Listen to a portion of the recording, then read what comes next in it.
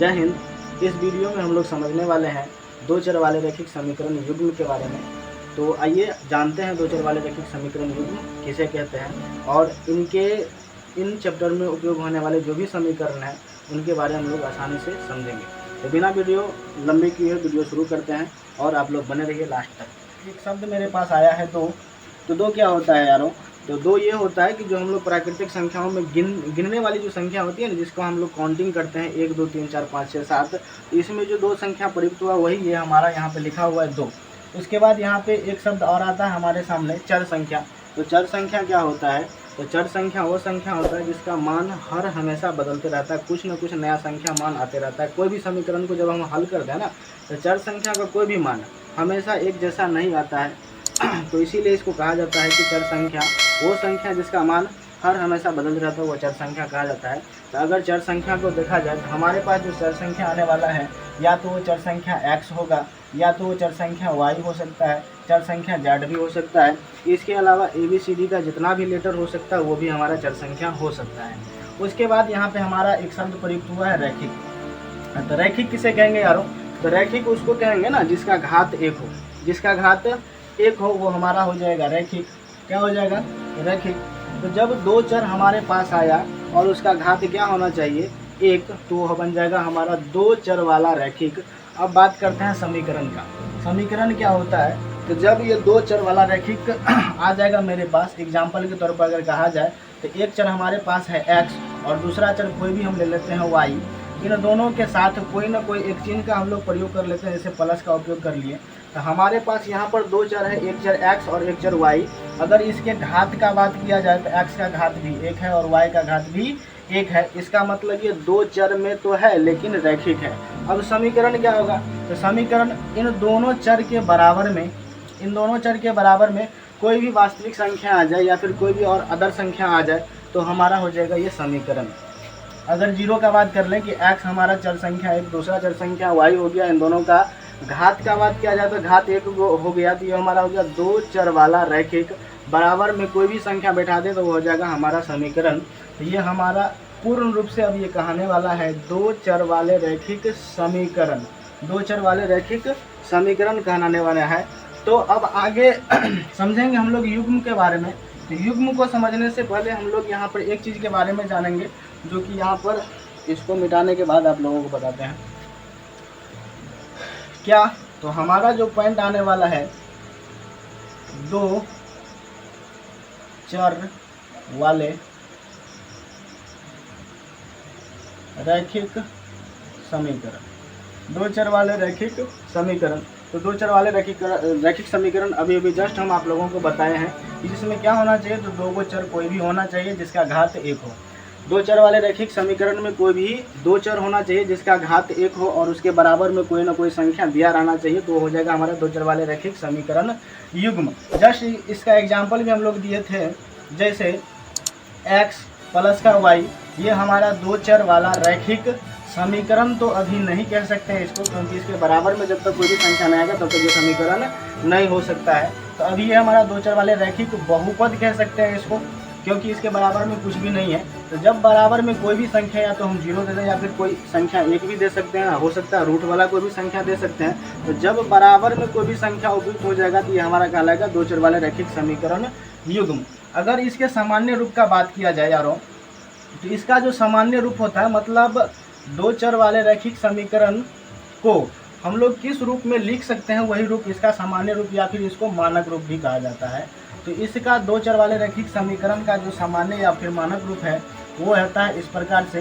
क्या? तो ax plus का by प्लस का c बराबर 0, जहाँ पर यारों क्या होगा, जहाँ पर a, b और c कोई भी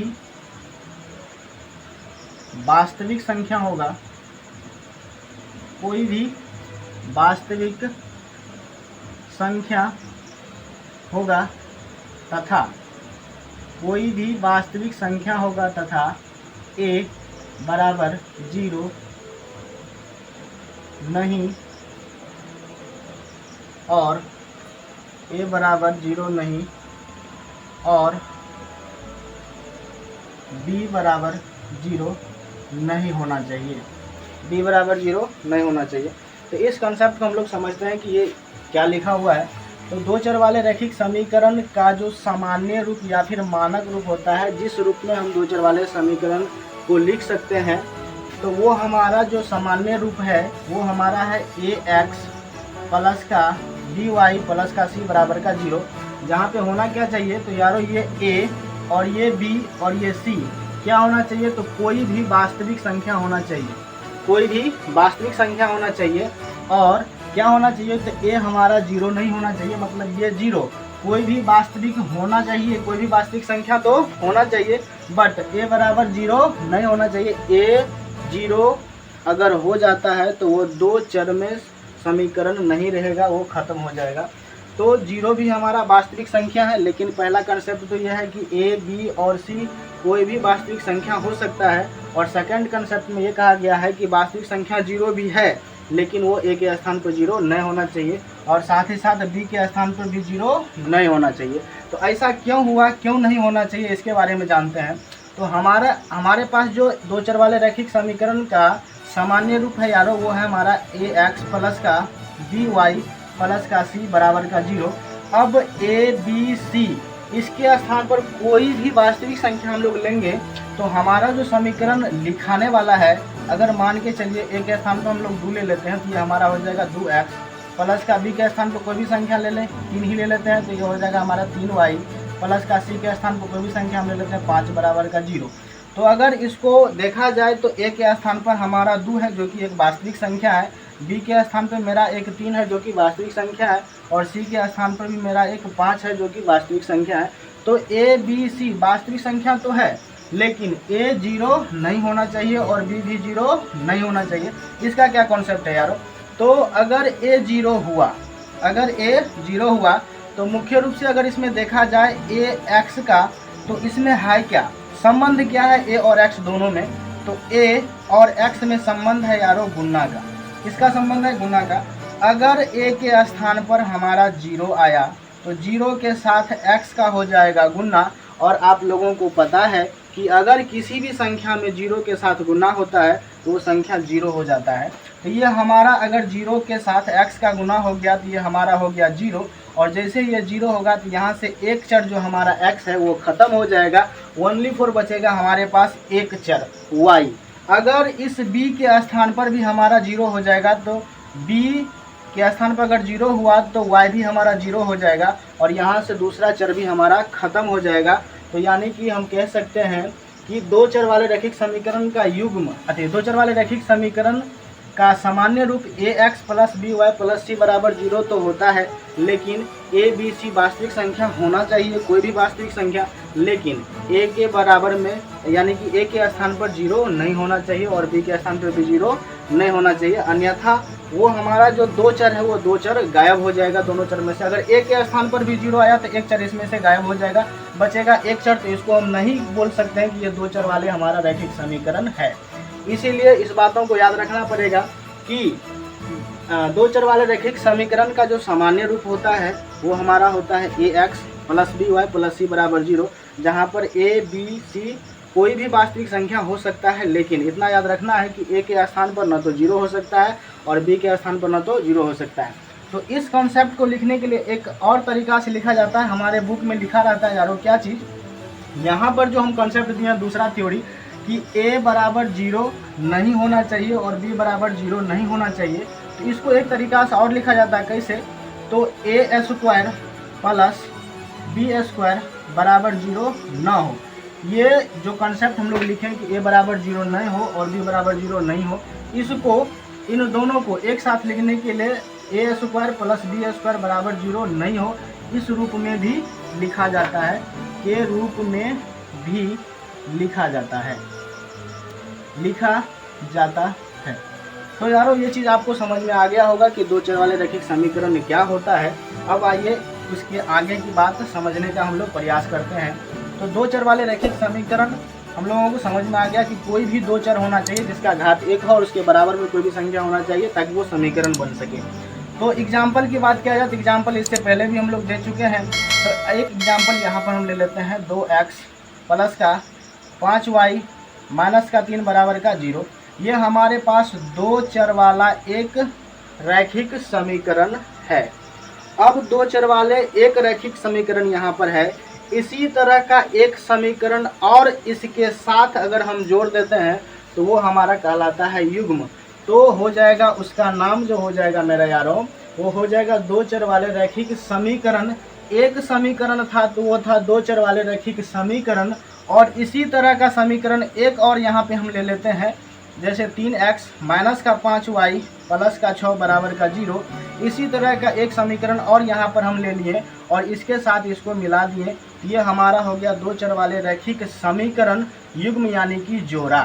तो दोस्तों, जब दो चर वाले रैखिक समीकरण युग्म, जब दो चर वाले रैखिक समीकरण ऐसे बोल सकते हैं इसको कि दो चर वाले रैखिक समीकरण युग्म क्या होता है, तो दो रैखिक समीकरण युग्मों को एक साथ लेने पर वह युग्म दो चर वाला रैखिक समीकरण युग्म कहलाता है।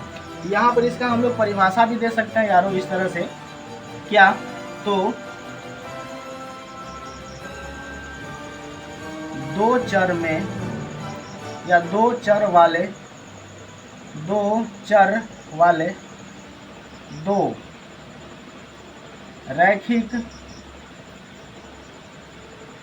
समीकरणों को एक साथ रखने पर वह दो चर वाला रैखिक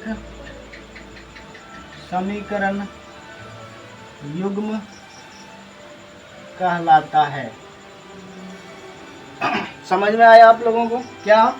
तो जब दो चर वाले रैखिक समीकरण एक रहे तो वो दो चर वाला रैखिक समीकरण है, और उसी प्रकार का समीकरण एक और हम लिख दें और दोनों को एक साथ देखें तो ये दो चर वाला एक रैखिक समीकरण है और यहाँ पर दो चर वाला ये एक रैखिक समीकरण है। दो रैखिक समीकरण हो गया दो चर वाला।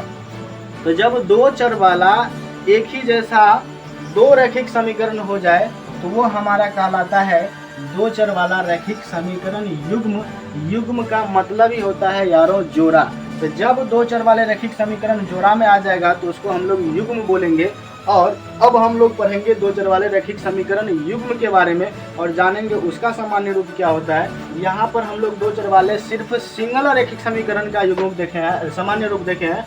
अभी हम लोग देखने वाले हैं दो चर वाले रैखिक समीकरण युग्म का सामान्य रूप, और उसके आधार पर इस चैप्टर में और आगे पढ़ने वाले हैं, क्या सब पढ़ना है। तो तब तक के लिए आप इस स्लाइड में जो भी लिखा हुआ उसको लिख लीजिए। इसको मिटाना पड़ेगा,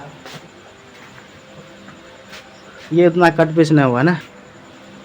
तो चलिए यारों, अब हम लोग समझते हैं दो चर वाले रैखिक समीकरण युग्म को समझते हैं और देखते हैं कि इसका सामान्य रूप क्या होता है। तो दो चर वाले रैखिक समीकरण युग्म का जो सामान्य रूप होता है ना यारों, सामान्य रूप यानी कि इसको हम लोग मानक रूप भी कहते हैं। सामान्य रूप को मानक रूप भी कहते हैं। और ये जो हमारा सामान्य रूप होता है ये होता है ax plus by plus c बराबर का 0।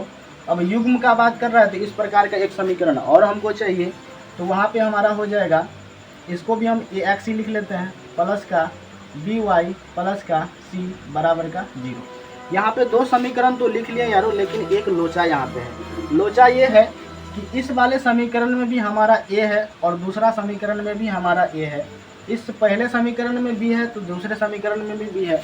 तो ये लोचा का काम करेगा यारों। तो इसको सजाने के लिए ना हम लोग करते क्या है, तो पहले वाले समीकरण में जो a है उसको मान लेते हैं a1, इसको मान लेते हैं b1, इसको मान लेते हैं c1, और इसको मान लेंगे हम लोग a2, इसको मान लेंगे b2, इसको मान लेंगे c2।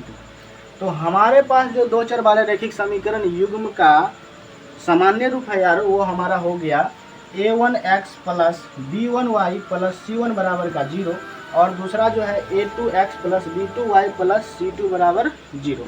ये यारो हो गया हमारा दो चर वाले रैखिक समीकरण युग्म का सामान्य रूप। यहाँ पर भी यारो शर्त है, क्या चीज़, तो यहाँ पर शर्त क्या है कि A1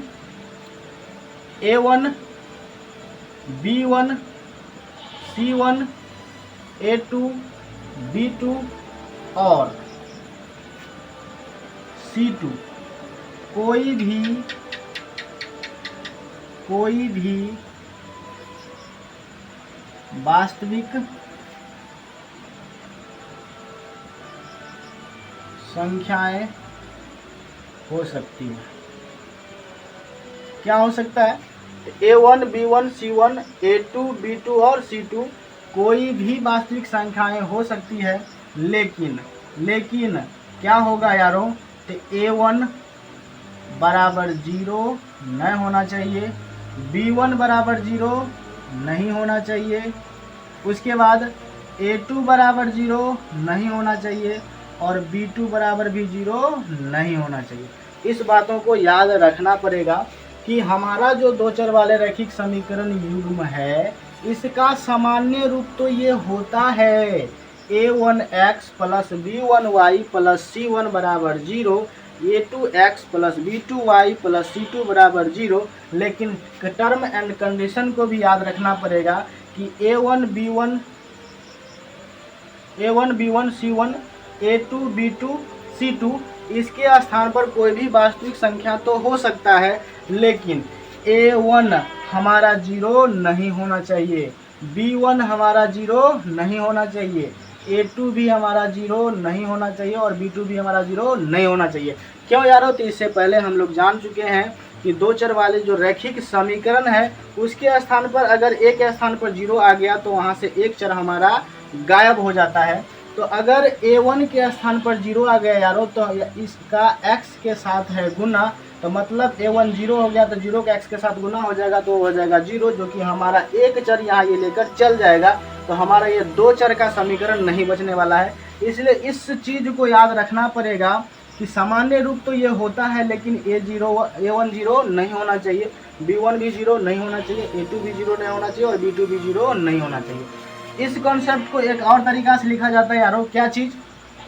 तो A1 square plus B1 square बराबर 0 नहीं होना चाहिए, साथ ही साथ A2 square plus B2 square बराबर 0 नहीं होना चाहिए। यानी कि हम जो यहाँ पे लिख रहे हैं कि A1 बराबर 0 नहीं होना चाहिए और B1 बराबर 0 नहीं होना चाहिए, तो इस पूरे को एक साथ लिखा जाता है A1 square plus B1 square बराबर 0 नहीं होना चाहिए। और दूसरे के लिए यहाँ पर जो लिखा हुआ है A2 बराबर 0 नहीं होना चाहिए और B2 बराबर 0 नहीं होना चाहिए, तो इसके लिए जो है A2 square plus B2 square बराबर 0 नहीं होना चाहिए, जो कि ये हमारे बुक में लिखा रहता है और ये चीज़ें नहीं लिखा रहता है यारों। तो इस चीज़ को समझना पड़ेगा, ये चीज़ बुक में नहीं है और ये चीज़ बुक में लिखा हुआ है, इसलिए आप लोगों को बता दिया गया है कि बुक में ऐसा है, हम लोग ऐसा समझा रहे हैं ताकि आसानी से समझ में आए। तो यहाँ पर हमारा दो चर वाले रैखिक समीकरण युग्म का सामान्य रूप देखने को मिल गया है यारों। अब इसके बाद हम लोगों को आगे की चीज़ों के बारे में पढ़ना है, तो आप लोग अभी तक बने रहिए, अभी तक तो बने रहें और लास्ट तक भी बने रहिए ताकि आप लोगों को आसानी से और भी समझ में आए। अब इसके बाद क्या, थोड़ा रुको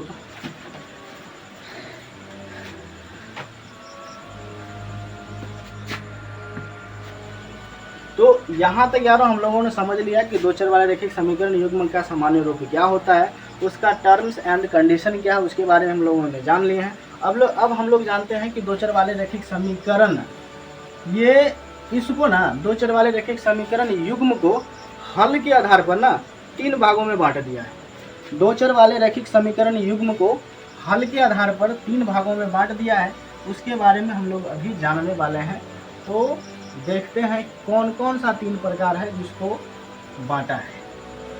तो यहाँ पर देखने लायक चीज़ ये है कि हमारा जो दो चर वाले रैखिक समीकरण युग्म है वो है कैसा, तो A1x plus B1y plus C1 बराबर 0 और A2x plus B2y plus C2 बराबर का 0। इसको ना हल के आधार पर यारों 3 प्रकार से बांटा है, हल के आधार पर 3 प्रकार से बांट के रखा है। कैसे बांटा है यारों, तो इसको देखते हैं। बांटा ऐसे है कुछ करना नहीं है, हमारा जो A1 है और A2 है इसको ना एक दूसरे से भाग लगा दिया जाता है। यानी कि हम लोग यहाँ पर इसका प्रकार लिखने से पहले इसको समझना पड़ेगा। क्या करें तो तीनों कंडीशन में हम लोग A1 को A2 से भाग लगा देते हैं, B1 को B2 से भाग लगा देंगे और C1 को C2 से भाग लगा देंगे, मतलब तीनों कंडीशन में। तो यहाँ पर इसको लिखने के लिए हमारा क्या हो जाएगा, A1 बटे का A2, यानी कि A1 को हमेशा A2 से भाग लगाना है। दूसरा क्या हो जाएगा हमारा B1 बटे का B2 और ये C1 बटे का C2। इस कंडीशन में भी यही किए, इस कंडीशन में भी यही करना है। तो क्या हो जाएगा हमारा A1 बटे का A2, B1 बटे का B2, C1 बटे का C2।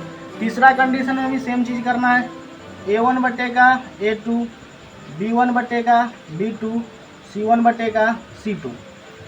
तो यारों इस प्रकार से पहले इसको हम सजा लेते हैं, उसके बारे में देखते हैं, उसके बाद हम लोग जानेंगे कि ये प्रकार किस प्रकार से बांटा है इसको। तो A1 बटा A2, B1 बटा B2, C1 बटा C2, फिर A1 बटा A2, मतलब इस रूप में हम तीनों प्रकार में इसको हम सजा दिए हैं। अब यहाँ पर समझने वाली बातें हैं कि जो टर्म एंड कंडीशन है वो है क्या। तो सवाल में पूछा जाएगा या फिर इसको बांटने के लिए क्या किया गया है, तो A1 बटा A2 अगर B1 बटा B2 के बराबर नहीं होता है, A1 बटा A2 अगर B1 बटा B2 के बराबर नहीं होता है और ये लास्ट वाला बराबर हो जाए या फिर बराबर नहीं हो, इससे इसको कोई भी फर्क नहीं पड़ता है। इसलिए आप लोगों को याद क्या रखना है, तो A1 बटा A2 और B1 बटा B2 को सर्वप्रथम याद रखना है कि अगर A1 बटा A2 बराबर नहीं हुआ B1 बटा B2 का, तो ऐसे समीकरण का जो हल होता है उसका एक हल होता है। क्या होता है, एक हल होता है। और एक हल जिस समीकरण युग्म का हो गया, जिस दो चर वाले रैखिक समीकरण युग्म का एक हल हो गया, इसका एक नाम दे दिया जाता है यारों, जिसका नाम है अविरोधी। क्या नाम हो जाता है, तो अविरोधी। क्या हो जाता है, अविरोधी। ये कैसे समझेंगे हम लोग, तो क्या करेंगे, A1 जो हमारा संख्या है, जो भी वास्तविक संख्या A1 के स्थान पर आएगा उसको A2 से हम लोग भाग लगाएंगे, मतलब A1 बटा A2 करेंगे और B1 बटा B2 करेंगे। अगर ये दोनों आपस में बराबर नहीं हुआ, A1 बटा A2 बराबर B1 बटा B2 नहीं हुआ, तो ऐसा जो रैखिक समीकरण युग्म हमारे पास आने वाला है उसका होगा एक हल, और ऐसे समीकरण युग्म को कहा जाता है अविरोधी। तो ये एक पहला प्रकार हो गया। अब दूसरे प्रकार की बात किया जाए, इसमें क्या होगा यारों, तो A1 बटा A2 B1 बटा B2 के बराबर हो जाता है। A1 बटा A2 B1 बटा B2 के बराबर हो जाता है, और ये C1 बटा C2 के बराबर नहीं होता है। C1 बटा C2 के बराबर नहीं होता है। तो दूसरा कंडीशन मेरा ये रहा कि A1 बटा A2 बराबर होना चाहिए B1 बटा B2 का और बराबर नहीं होना चाहिए C1 बटा C2 का। तो इस प्रकार का जो दो चर वाले रैखिक समीकरण युग्म होता है, इसका कोई हल नहीं होता है, यानी कि x और y का कोई मान ही नहीं निकलेगा यारों। इसको बोलते हैं कोई हल नहीं, कोई हल नहीं। और जिसका कोई हल नहीं होता है उसका नाम यहाँ पे दिया है विरोधी। क्या नाम दिया है, तो विरोधी नाम दिया है। क्या नाम दिया है, विरोधी। तो दो कंडीशन हमारे पास हो चुका। अब तीसरे कंडीशन की बात कर लिया जाए यारों, तो वो हमारा है A1 बटा A2 B1 बटा B2 C1 बटा C2, ये तो तीनों फॉर्मेट में है। तो इसमें क्या होगा, तो A1 बटा A2 B1 बटा B2 के बराबर हो जाता है और B1 बटा B2 C1 बटा C2 के भी बराबर हो जाता है। अगर बात किया जाए तो A1 बटा A2 B1 बटा B2 C1 बटा C2 ये तीनों आपस में बराबर हो जाता है। तो तीनों आपस में जब बराबर हो जाता है ना, तो इसका जो हल है वो अनेक हल हो जाता है। मतलब x का ढेर सारा मान निकलेगा, y का भी ढेर सारा मान निकलेगा, मतलब अनेक हल हो जाता है यारों। तो अनेक हल वाले समीकरण को हम लोग बोलते हैं कि ये आश्रित है। कैसा है, तो आश्रित है। कैसा है यारों, तो आश्रित है ये हमारा। तो ये रहा हमारा कि ये जो हमारा दो चर वाले रैखिक समीकरण युग्म है, दो चर वाले रैखिक समीकरण युग्म है, इसको हल के आधार पर तीन प्रकार से बांट करके रखा है। क्या चीज, तो यदि दो चर वाले रैखिक समीकरण युग्म का एक हल हुआ तो उस युग्म का नाम हो जाता है अविरोधी। नाम क्या हो जाता है, अविरोधी। अगर दो चर वाले रैखिक समीकरण युग्म का कोई हल नहीं हो यारों, तो उसका एक अलग नाम है, क्या, तो विरोधी। अगर दो चर वाले रैखिक समीकरण युग्म का ढेर सारा हल हो, यानी कि अनेक हल हो, तो ऐसे समीकरण युग्म को बोला जाता है आश्रित। और यही हमारा 3 प्रकार है हल के आधार पर दो चर वाले रैखिक समीकरण युग्म का। तो यारों यहाँ पे कहा जाता है कि 2 चर वाले रैखिक समीकरण युग्म को हल के आधार पर 3 प्रकार से बांटा गया है। तो कौन कौन सा? तो अविरोधी, विरोधी और आश्रित। अविरोधी, विरोधी और आश्रित। तो आप लोगों को ये चीज़ आसानी से समझ में आया होगा कि अविरोधी कब होगा? तो जब 2 चर वाले रैखिक समीकरण युग्म का सिर्फ और सिर्फ एक हल होगा तो वो हमारा समीकरण युग्म कहलाएगा अविरोधी। अगर 2 चर वाले रैखिक समीकरण युग्म का एक भी हल नहीं हो रहा है, मतलब कोई भी हल नहीं होगा, तो उस समीकरण युग्म का नाम हो जाएगा विरोधी।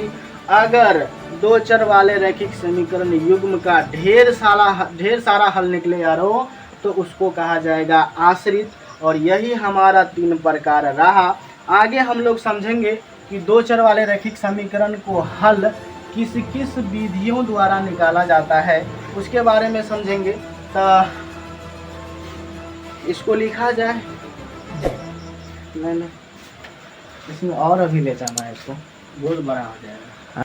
इसमें जानता है वीडियो क्यों चालू कर देगा, क्या बोले थे इसमें लास्ट में?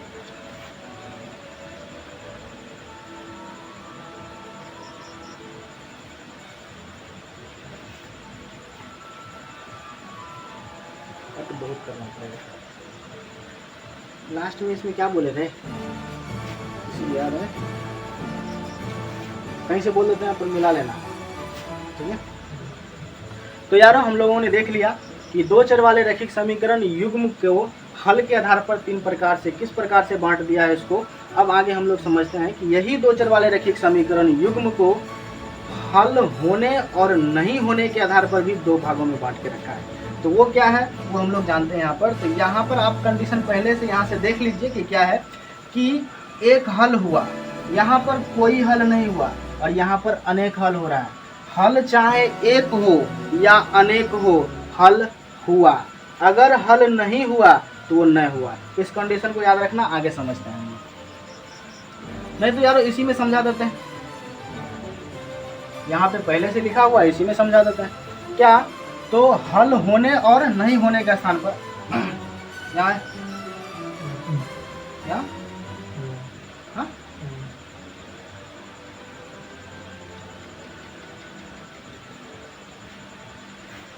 तो यारो इसी में हम लोग समझते हैं कि हल होने और नहीं होने के आधार पर 2 चर वाले रैखिक समीकरण को कितने भागों में बांट के रखा है। तो यहाँ पर मेरा स्टार पॉइंट हो जाएगा यारो। तो क्या चीज? हल होने तथा नहीं होने के आधार पर